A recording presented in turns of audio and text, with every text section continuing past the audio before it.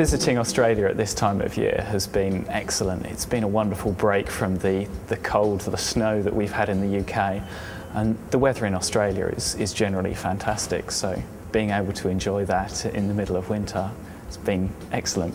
I'm the team leader of Ensemble forecasting research at the Met Office.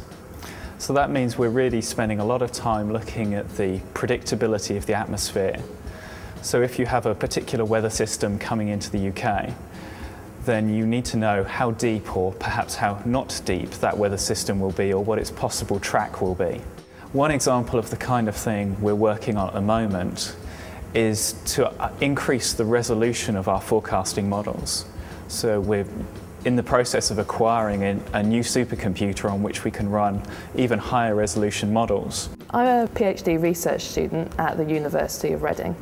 My research is predominantly concerned with observation error correlations in data assimilation algorithms.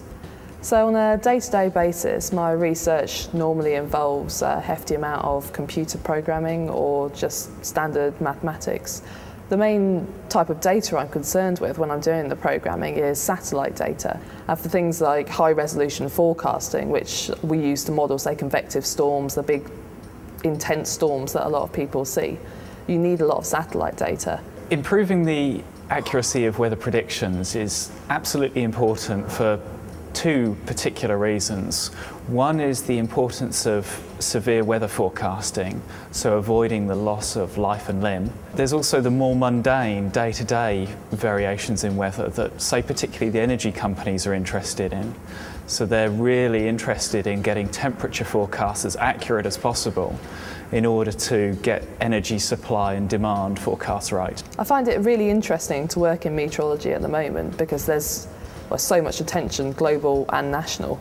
Although the work I do is not predominantly concerned with climate change, I know that down the line it will contribute towards hopefully addressing some of those issues and improving the forecasting.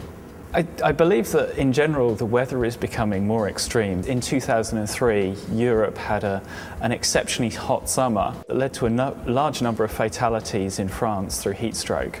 And in around about 20 years' time, so sometime around 2030, that's expected to be a normal summer for Europe.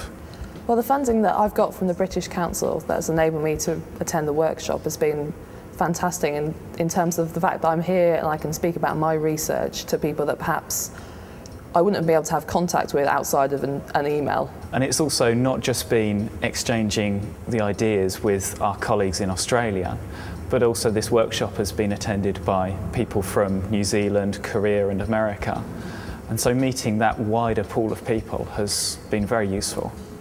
I've been able to talk about my research with some of my colleagues in Europe, but never in Australia, and it's opened several doors. I've been able to speak to a number of fresh faces, get new ideas and different approaches where to take my research. The research community is an extremely supportive community.